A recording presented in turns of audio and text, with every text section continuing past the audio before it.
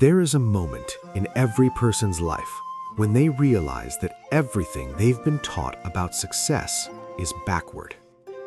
You've spent years chasing, striving, grinding, pushing yourself harder each day, believing that victory comes from relentless action. But what if the greatest power lies not in what you do, but in what you refuse to do? What if the warrior's greatest strength is not the sword he swings, but the silence he keeps? This is the story of how doing nothing becomes the most dangerous form of doing everything.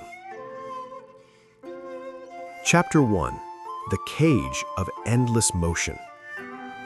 Most people live their entire lives in a state of panic disguised as productivity. They wake each morning convinced that the day will slip away if they don't immediately fill it with tasks, emails, calls, and endless small actions that feel urgent but mean nothing. They move because movement feels like control. They speak because silence feels like weakness.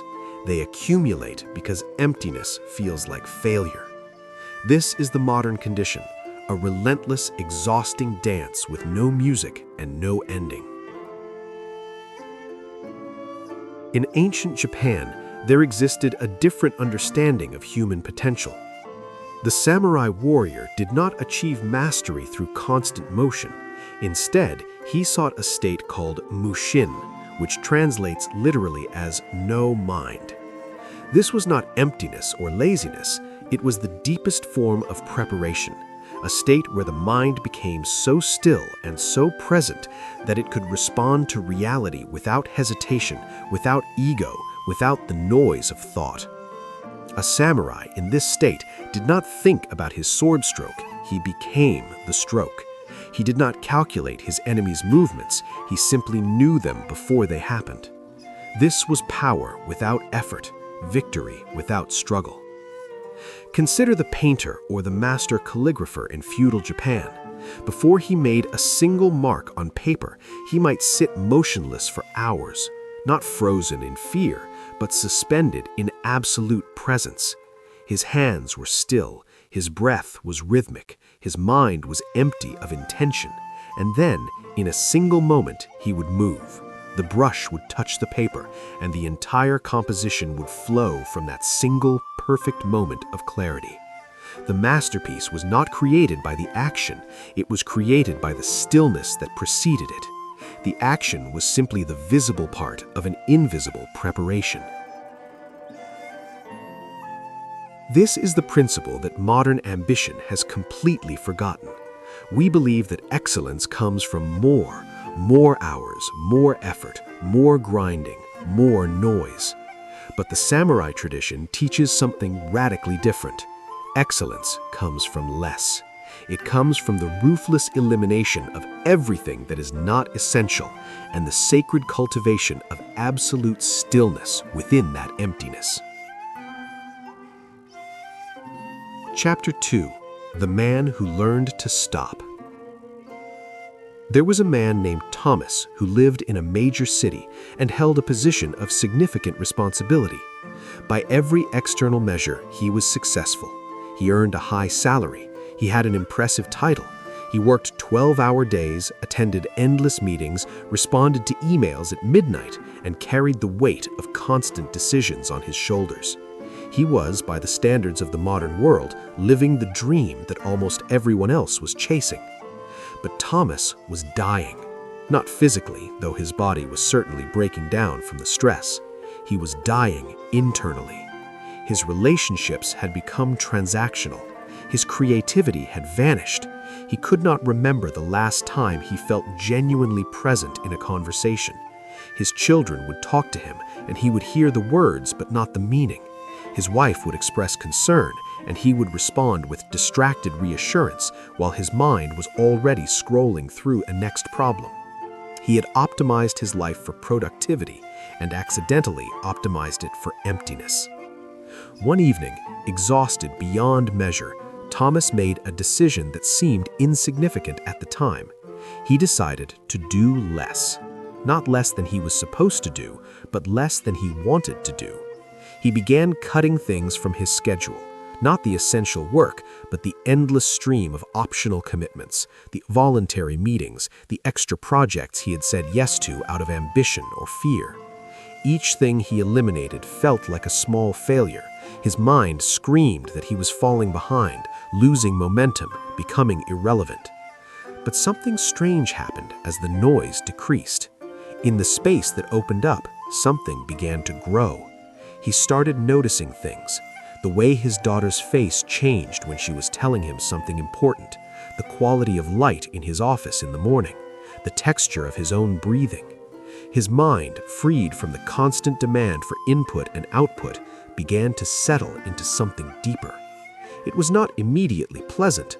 At first, the stillness felt like boredom or depression, but as he learned to trust it, something transformed. His work, paradoxically, became better. Not because he was working harder, but because when he did work, he brought complete presence to it. He would sit down for a focused hour and accomplish what used to take him 4 hours of scattered effort. The solutions he found were more creative, more elegant, more effective. His meetings became shorter because people could sense that they had his complete attention. His relationships began to heal because he was actually present in them. He had discovered, quite by accident, what the samurai have known for centuries, that power emerges from stillness and clarity emerges from silence. Chapter 3: The Philosophy of Emptiness. To understand why this works, we must understand a concept that is fundamental to both Zen Buddhism and samurai philosophy, the principle of ma, or negative space. In Japanese aesthetics, ma is not the empty part of a painting or a garden, it is the essential part. The master artist does not create beauty through what he adds, he creates beauty through what he leaves out. The empty space is not a mistake or an absence, it is the breathing room that makes everything else visible and meaningful. When you look at a traditional Japanese garden, you do not see chaos filled with plants and rocks and water.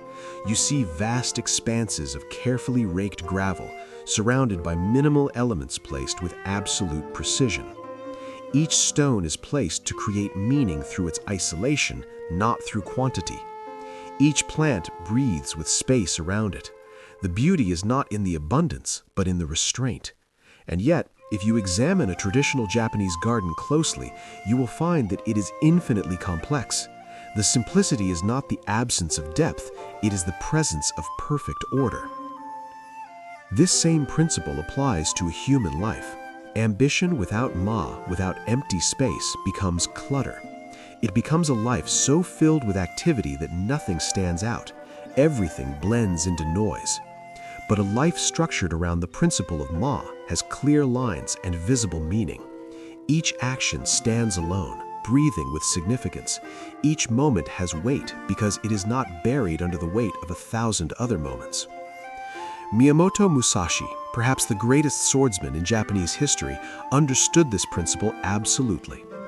In his book, The Book of Five Rings, he does not advocate for more training, more practice, or more intensity. Instead, he advocates for perfect focus within a narrow domain. He speaks of understanding your opponent's rhythm, of finding the gap in their intention where victory becomes inevitable. He describes a state where the sword moves without the swordsman's conscious direction, where thought has dissolved entirely and only perfect responsiveness remains. This state cannot be achieved through force. You cannot will yourself into mushin.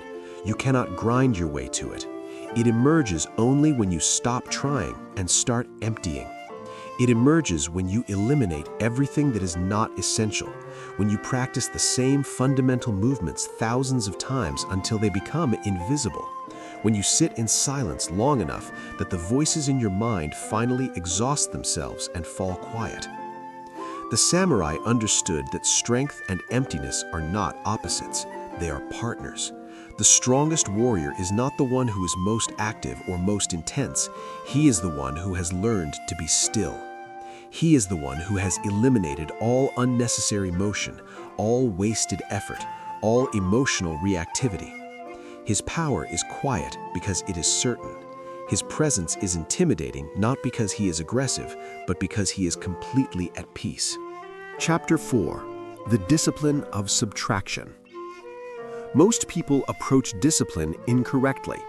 They believe discipline is about adding things, adding more hours of work, adding more willpower, adding more suffering. They see discipline as a form of forcing themselves into a mold that does not naturally fit. But this is a misunderstanding of what discipline actually is.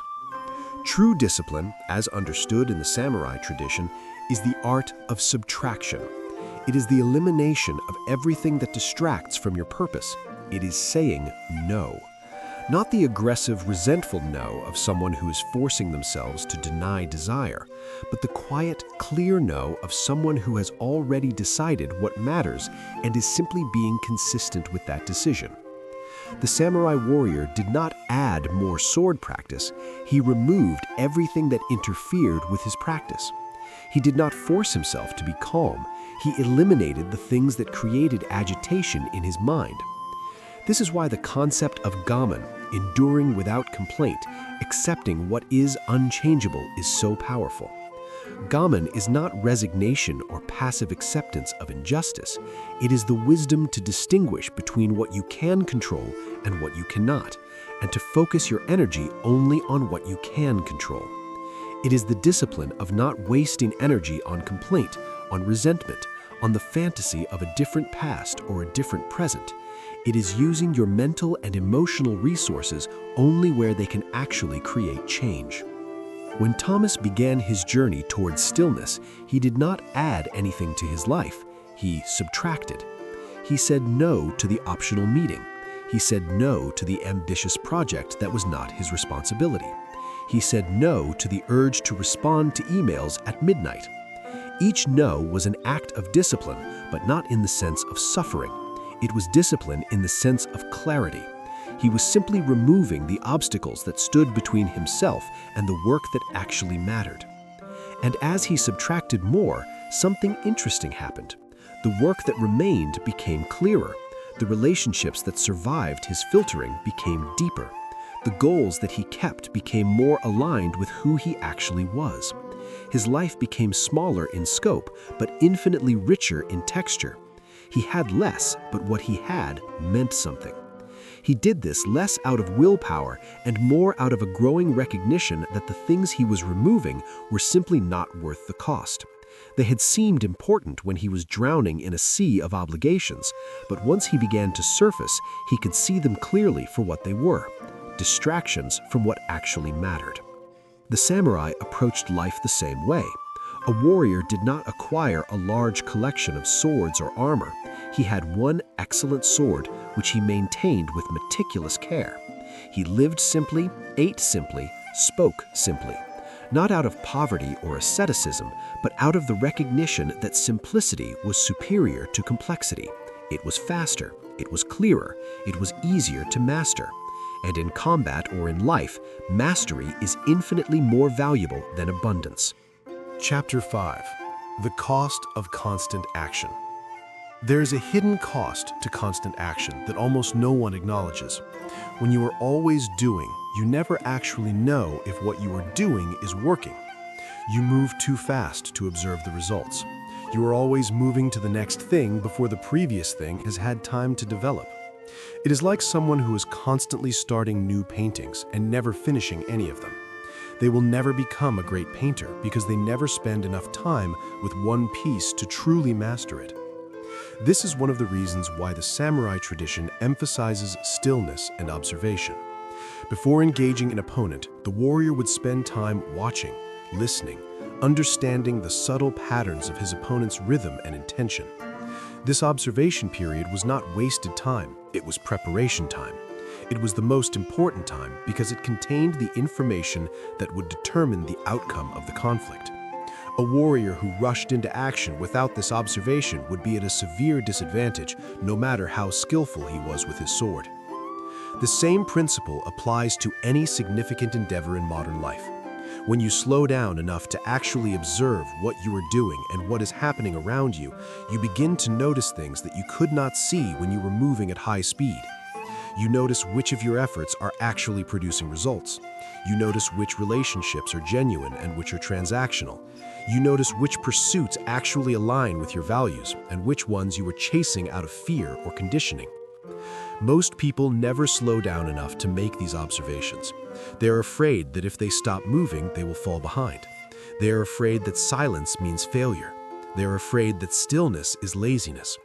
But the samurai understood something different. They understood that strategic stillness is not the opposite of action. It is the foundation of effective action.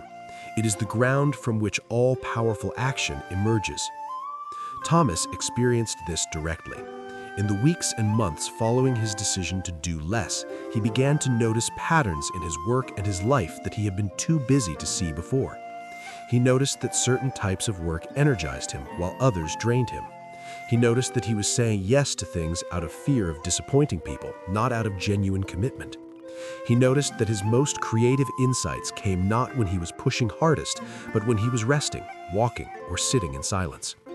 These observations fundamentally changed the shape of his life. He began to structure his time differently, not based on what he thought he should be doing, but based on what he had observed actually worked for him. He protected his mornings for deep work rather than meetings. He built in time for rest and reflection rather than filling every moment. He took on fewer projects but committed to them more completely. His productivity, measured by the actual quality and impact of his work, increased dramatically. But more importantly, his life became something he actually wanted to live. Chapter 6: The Samurai's Secret.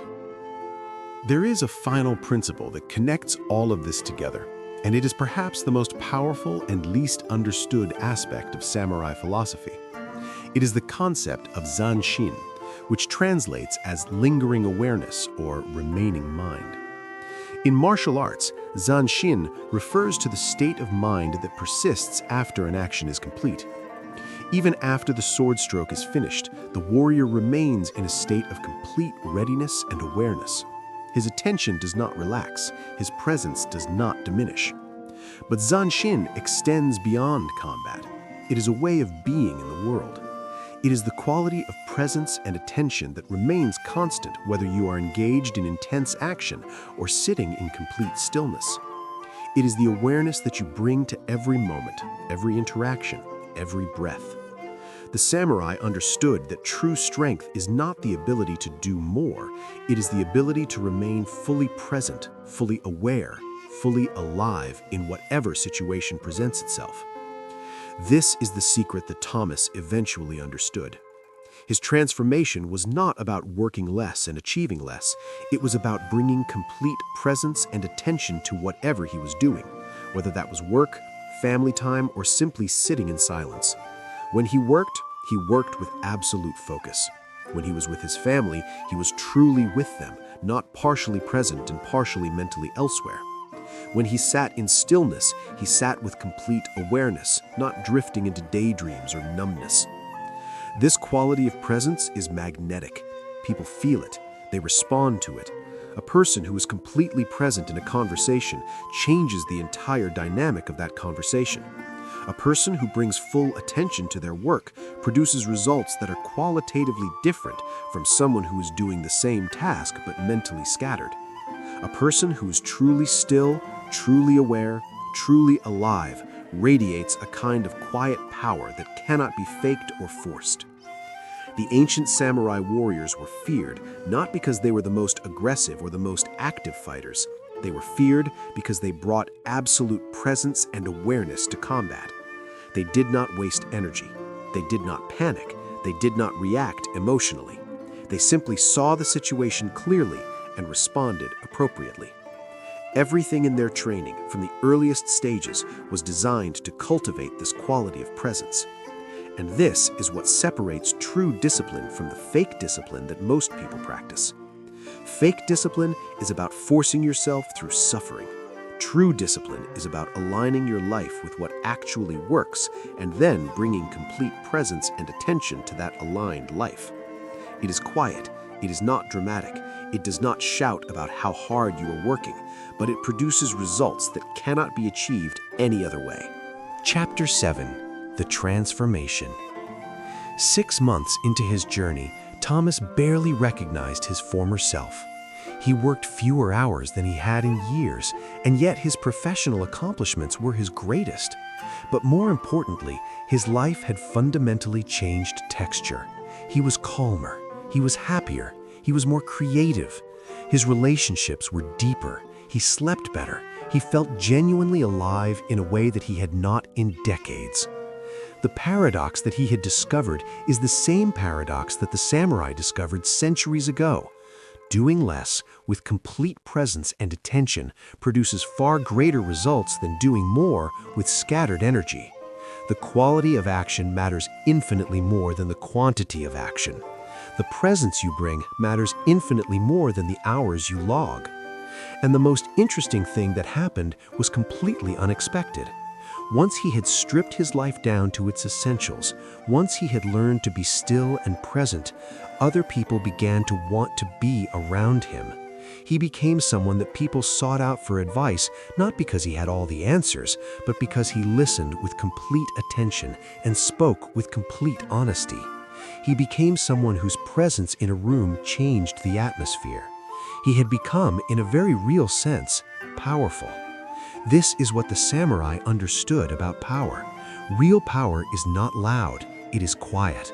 It does not announce itself, it simply exists. It is the power of presence, the power of clarity, the power of knowing what you stand for and what you will not compromise. It is the power that emerges when you stop wasting your energy trying to be impressive and start focusing on actually being excellent at what matters. Thomas's transformation is not unique. It is available to anyone who is willing to make the same decision, to eliminate the unnecessary, to cultivate stillness, to bring complete presence to what remains. It requires courage because it requires saying no to things that the world tells you that you should want. It requires trust because you have to believe that you will not fall behind, that you will not become irrelevant, that stillness is not laziness. But once you begin, once you taste what it feels like to work with complete focus, to be with people with complete presence, to sit in stillness with complete awareness, you will understand why the samurai chose this path. Chapter 8: The Way Forward. If you were tired of the endless motion, if you were tired of the constant noise and the demand for more, there is another way. It is not a new way. It is as old as the samurai tradition itself. It is the way of doing less with greater presence, of elimination rather than addition, of quality rather than quantity. It is the way of Ma, the sacred emptiness that gives meaning to what remains. It is the way of Mushin, the state of no mind, where action and awareness become one. It is the way of Zanshin, the presence that remains constant through all circumstances. This way does not require you to quit your job or abandon your responsibilities. It requires you to look honestly at how you are spending your time and energy, and to ask a simple question: is this essential? If the answer is no, let it go. Not because you are weak, but because you are wise. Wisdom is not about doing everything. It is about doing the right things, completely and with full presence. The samurai did not have more discipline than you do. They did not have access to more willpower or more time. They had something more fundamental. They had a philosophy that honored stillness as deeply as action. They had a culture that understood that power comes from presence, not from noise. They had traditions that taught them that the space between moments is as important as the moments themselves. You have access to the same philosophy. You have access to the same principles. You have access to the same path. All that stands between you and this transformation is the decision to begin. Not with a dramatic gesture or a complete overhaul of your life, simply with one thing, one activity that you will eliminate, one moment of silence that you will protect, one instance where you will bring complete presence instead of scattered attention. The samurai became legendary not because they did everything. They became legendary because they did one thing perfectly, because they brought complete presence to every moment, because they understood that strength is quiet and power is still. The same is available to you, not someday, now.